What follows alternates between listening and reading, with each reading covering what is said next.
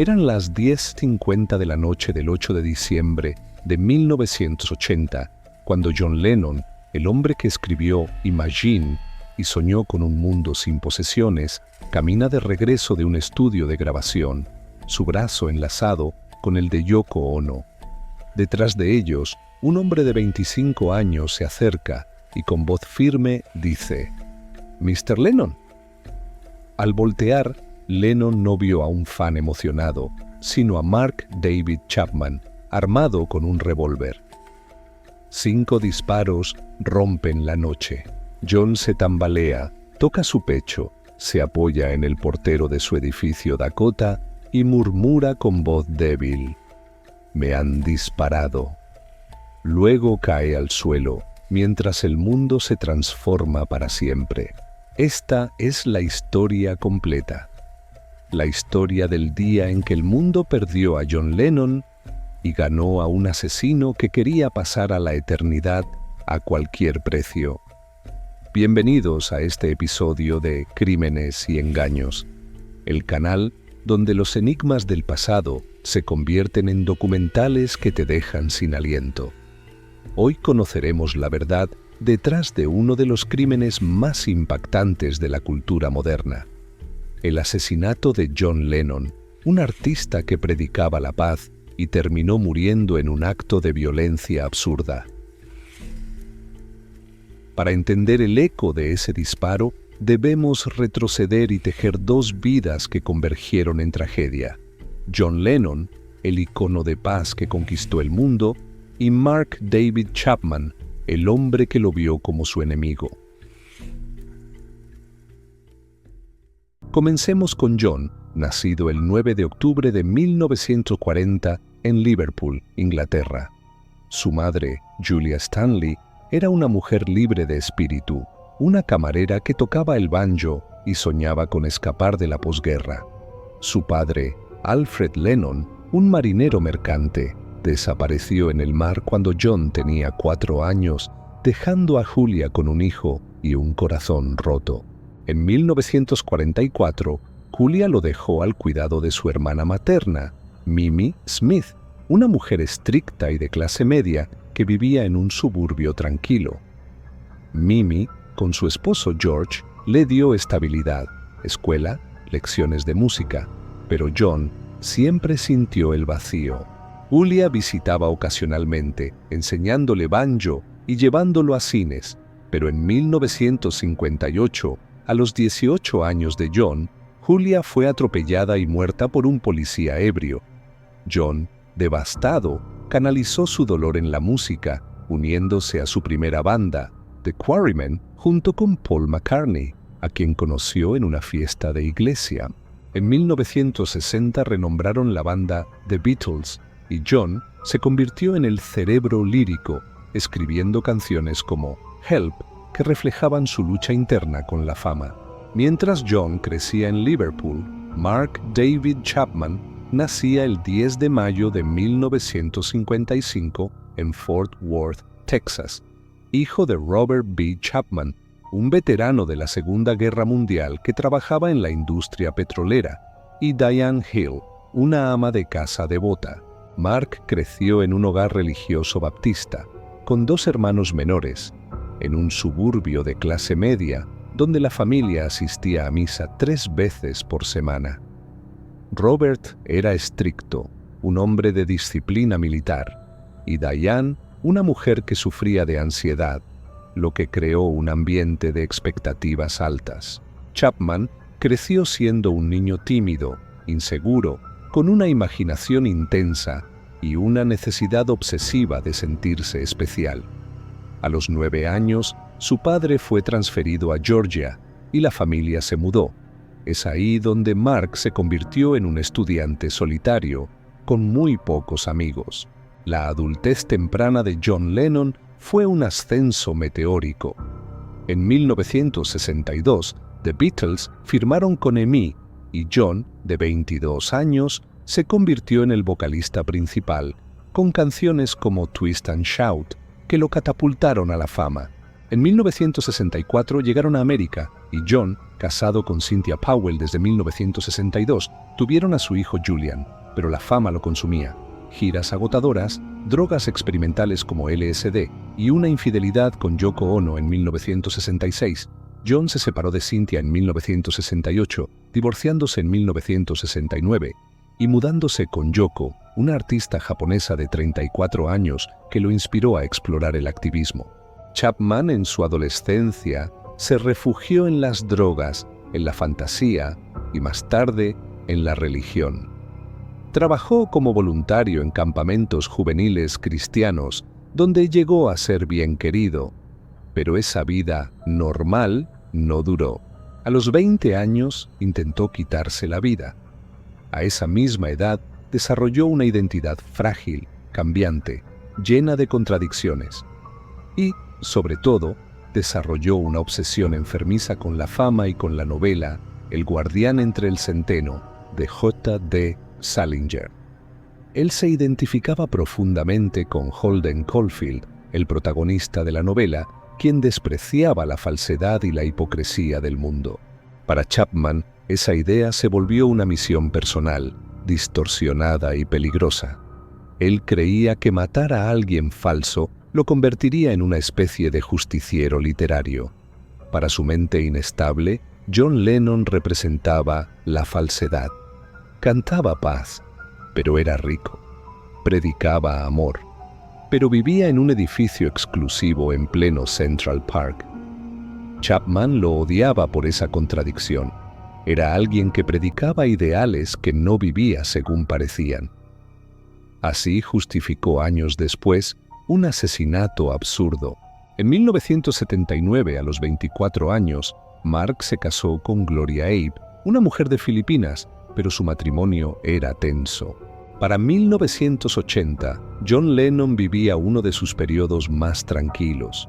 Tras años de controversias, activismo político, rupturas mediáticas y litigios con los Beatles, Lennon llevaba 5 años retirado de la música, dedicado a la crianza de su segundo hijo, Sean, y a llevar una vida familiar junto a Yoko Ono en su departamento Dakota Building de Nueva York, un edificio gótico de 1884 con vistas al Central Park.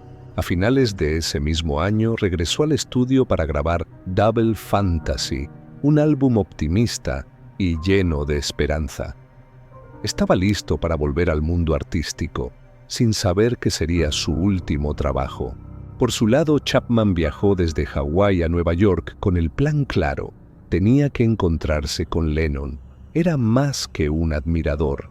Era alguien convencido de que su acto lo inmortalizaría. Esa tarde del 8 de diciembre, Chapman llegó en taxi al edificio Dakota.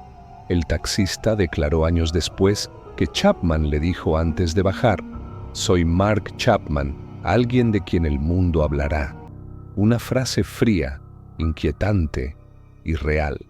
Chapman llevaba consigo un revólver recién comprado, una copia del libro El guardián entre el centeno y fotos de Lennon.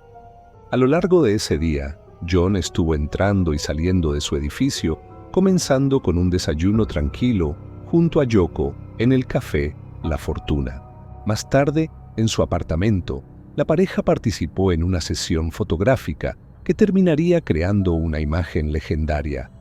Lennon posando completamente desnudo, abrazado con intensidad a una Yoko Ono vestida de negro, ambos recostados sobre la alfombra blanca de su sala. Una fotografía que capturó, en un solo cuadro, la intimidad y el simbolismo de su relación. Esa misma tarde ofreció otra entrevista. Entre sus reflexiones más íntimas, Lennon, que había cumplido 40 años apenas semanas antes, volvió a tocar el tema de la fragilidad de la vida. Confesó que deseaba partir antes que Yoko, porque si ella faltaba, no sabría cómo seguir adelante. Aún así, según el propio entrevistador, John irradiaba entusiasmo. Sentía que había cerrado un ciclo y que por fin estaba listo para comenzar un nuevo capítulo. Paradójico, ¿no? Cómo alguien que hablaba de esperanza y renovación estaba, sin saberlo, tan cerca de un final devastador. A las 5 de la tarde, John y Yoko salieron rumbo a una sesión de grabación. Afuera del edificio, Mark David Chapman los aguardaba con un ejemplar de Double Fantasy en las manos. Le pidió a Lennon un autógrafo. John, cordial como siempre, estrechó su mano, sonrió y firmó la portada. El fotógrafo Paul Goresh capturó ese instante, que con el tiempo se convertiría en una de las últimas imágenes del músico con vida. Chapman guardó el disco y permaneció allí. Años más tarde confesó: en ese momento, una parte de mí quería irse al hotel, pero no pude. Me quedé esperando a que regresara. A las 10:49 de la noche, la limusina que llevaba a John y Yoko se detuvo frente al edificio Dakota. Yoko Ono descendió primero. John, unos pasos detrás, avanzó hacia la entrada principal sin notar que Chapman lo observaba desde la penumbra. Cuando Lennon pasó junto a él, una voz rompió el silencio. ¿Mr. Lennon? John volteó, y en ese instante todo cambió. Chapman abrió fuego. 5 disparos. 4 alcanzaron la espalda y el hombro de Lennon. Una quinta bala quedó incrustada en el marco de la entrada. Aún herido de gravedad, John logró avanzar unos metros antes de desplomarse, donde el portero del edificio lo sostuvo mientras intentaba pedir ayuda. Entre el dolor y el desconcierto, Lennon pronunció sus últimas palabras registradas. Me dispararon. Me dispararon. Chapman no intentó escapar. En un giro tan inquietante que parece sacado de una película, dejó caer el arma, metió la mano en el abrigo y sacó una copia de bolsillo de El guardián entre el centeno, la cual tenía en la portada una nota escrita a mano por él, que decía: «Esta es mi declaración». Se sentó tranquilamente a leer, como si el mundo a su alrededor no se hubiera detenido. Minutos después, los primeros agentes del Departamento de Policía de Nueva York, que patrullaban la zona cerca de la calle 72 Oeste, llegaron tras recibir el aviso de disparos. Encontraron a Chapman esperando, libro en mano, y lo arrestaron sin resistencia. John fue trasladado de inmediato en un coche patrulla, no en ambulancia, para no perder segundos cruciales. A las 11:15 p.m., en el Hospital Roosevelt, John Lennon fue declarado muerto. El certificado de defunción fue contundente: múltiples heridas de bala en el hombro y el lado izquierdo del pecho, daño severo en el pulmón y en la arteria subclavia, además de una intensa hemorragia interna y externa que provocó un shock irreversible. No hubo un funeral público. Yoko Ono decidió que la despedida de John sería íntima y lo hizo incinerar en privado. Después de la ceremonia, esparció sus cenizas a lo largo de Central Park, el lugar que ambos consideraban un refugio en medio del caos de Nueva York. En lugar de flores, pidió algo mucho más simbólico: silencio, como un gesto de paz en su nombre. Días después, Nueva York respondió de una manera jamás vista. Más de 200.000 personas se reunieron en Central Park para un plantón silencioso que estremeció a la ciudad. Era un mar de gente inmóvil, recordando al hombre cuya música había tocado generaciones enteras. Las radios del mundo entero dejaron de emitir programación comercial para transmitir solo música de los Beatles. El 14 de diciembre, otro homenaje reunió a más de 100.000 personas que, al unísono, cantaron Give Peace a Chance. Fue uno de los tributos más poderosos de la historia reciente. Una prueba de que, aún en ausencia, Lennon seguía moviendo al mundo. Pero no fue solo el mundo del espectáculo el que quedó marcado, también la justicia y la mente del asesino. Chapman fue juzgado y declarado mentalmente competente para enfrentar cargos. En agosto de 1981, fue condenado a cadena perpetua con posibilidad de libertad condicional, una demanda que ha hecho una y otra vez desde el año 2000. A pesar de sus peticiones, la Junta Penitenciaria ha denegado su libertad numerosas veces, citando la premeditación de su crimen y la falta de remordimiento genuino. Chapman ha dicho en varias audiencias que lo hizo para ser alguien. Reconoció que sabía que lo que hacía estaba mal, pero su ego y su deseo de notoriedad pesaron más. También ha hablado de su identificación con Holden Caulfield, personaje de su libro favorito, y de cómo Lennon representaba para él una falsedad tan grande que debía ser destruida. En una reciente audiencia, confesó que su crimen fue muy egoísta y que su motivación principal era la fama, no el arrepentimiento. En prisión, Chapman ha pasado el tiempo participando en estudios bíblicos, jugando voleibol con otros reclusos, manteniendo contacto con su esposa Gloria, con quien lleva años de relación, y declarando su aparente remordimiento. Pero las autoridades siguen cuestionando la sinceridad de sus palabras. Muchos creen que nunca dejará de buscar atención, incluso desde detrás de barrotes. Tras la muerte de John, Yoko Ono afrontó el duelo aferrándose a la memoria de su esposo y a su compromiso con la paz. Durante décadas continuó viviendo en el edificio Dakota, el mismo lugar donde su vida cambió para siempre, mientras criaba a su hijo Sean y mantenía vivo el legado artístico y humanitario de Lennon. En 1981 lanzó Season of Glass, un álbum profundamente marcado por la pérdida, que incluía Goodbye, una despedida íntima dedicada a John. Ese mismo espíritu inspiró la creación de Strawberry Fields, el memorial en Central Park, que hoy sirve como santuario de silencio y reflexión para millones de visitantes. Con el paso de los años, Yoko siguió participando en proyectos de arte y activismo, convirtiéndose en un símbolo de resiliencia. En 2025, con 92 años, su salud ha enfrentado desafíos, pero su influencia permanece intacta. Durante la pandemia, decidió dejar Manhattan y mudarse a la granja que compró junto a John en 1978, en el norte del estado de Nueva York. Aunque sigue siendo propietaria de su apartamento en el Dakota, ahora vive a tiempo completo en esa finca, lejos del bullicio de la ciudad, pero siempre ligada a la historia que compartió con Lennon. A lo largo de las décadas, el asesinato ha sido analizado en documentales, biografías y libros. Su motivación ha sido objeto de teorías fuertes. Algunos apuntan a una profunda enfermedad mental, otros a una ambición patológica, y algunos aseguran que la novela de Salinger fue la chispa definitiva que encendió la tragedia. Sea como sea, no hay una explicación simple ni definitiva. Chapman mismo ha dicho que su crimen fue parte de su identidad rota y de su obsesión por ser reconocido. Hoy, décadas después, la pregunta sigue siendo la misma.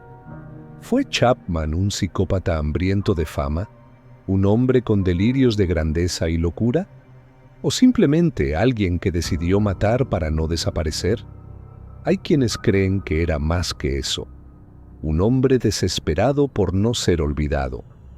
Y quizás justamente por eso logró lo contrario de lo que buscaba.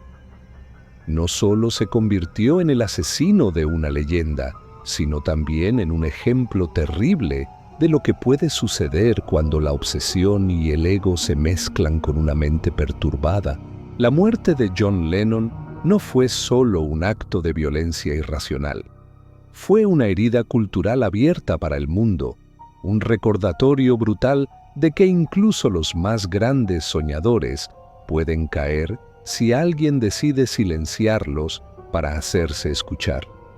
Y aunque Chapman ha intentado justificar su crimen con sus palabras y sus libros, el vacío que dejó Lennon es algo que su asesino nunca podrá llenar. Gracias por haber llegado hasta este punto del relato. Tu compañía en cada historia es lo que mantiene vivo este espacio de investigación y misterio. Si este caso te generó preguntas, teorías o emociones encontradas, te invito a compartirlo abajo en los comentarios. Leerlos siempre abre nuevos caminos de análisis.